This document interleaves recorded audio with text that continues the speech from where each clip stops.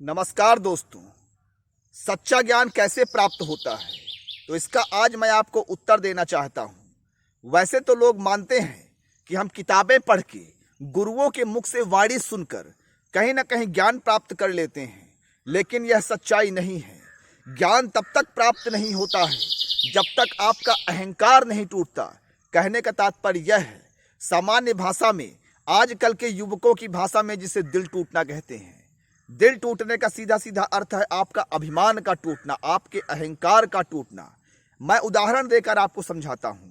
जैसे आप किसी युवक को यह बात समझाएं कि आप अनावश्यक प्रेम प्रसंगों में ना पड़े, अपने कर्तव्य कर्म को करते रहें। जीवन में जो कार्य जरूरी हैं आपके परिवार के लिए, आपके स्वास्थ्य के लिए या अन्य चीजों के लिए, तो वह युवा इस बात को सुन तो लेगा, लेकिन कहीं ना कहीं वह समझ नहीं पाएगा। वह इसे तब तक नहीं समझ पाएगा जब तक वह किसी के प्रेम जाल में फंसेगा नहीं।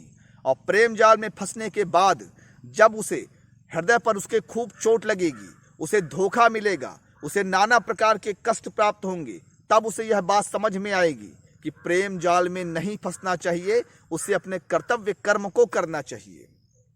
कहने का तात्पर्य यह है, जिसे हम दिल टूटना कहते हैं, वास्तव में वह अभिमान का टूटना है। हर व्यक्ति को अभिमान होता है कि दुनिया में जो भी चीजें गलत हो रही हैं वह तो दुनिया वालों के साथ हो रही हैं, मेरे साथ तो ऐसा कुछ भी नहीं होने वाला है। लेकिन आप यह जान लीजिए, इसमें न किसी लड़का का दोष होता है, न किसी लड़की का दोष होता है। वास्तव में यह माया का गुण ही है, जो आपको पहले तो आसमान की ऊंचाइयों में उड़ाता है और उसके बाद सीधे जमीन पर लाकर पटकता है। और जब आपको यह जमीन पर लाकर पटकता है तब आपको बहुत कष्ट होता है, आपके दिल को आघात पहुंचता है और आप कहते हो कि मेरा तो दिल टूट गया। वास्तव में यह आपके अभिमान का टूटना होता है। उसके बाद भी आपके पास दो रास्ते होते हैं, या तो आप सत्य के मार्ग पर आगे बढ़िए, या फिर आप असत्य झूठे भ्रम के मार्ग पर फिर से बने रहिए। जो वहाँ पश्चाताप करके सत्य और सही के मार्ग पर आगे बढ़ जाएगा, उसके ऊपर प्रभु ईश्वर जरूर कृपा करेंगे और उसके जीवन में भलाई होगा। लेकिन जो उसके बाद भी नहीं समझा, तो उसका एक दिन कहीं ना कहीं अवनति जरूर होगी। इसलिए सदैव सत्य को पालन करिए। जीवन की अनुभव की पाठशाला बहुत भयंकर स्तर पर दुख देखकर आपको पाठ सिखाएगी। इसलिए अगर संभव हो सकेगा तो कहीं ना कहीं लोगों को देखकर ही आप समझ लीजिए।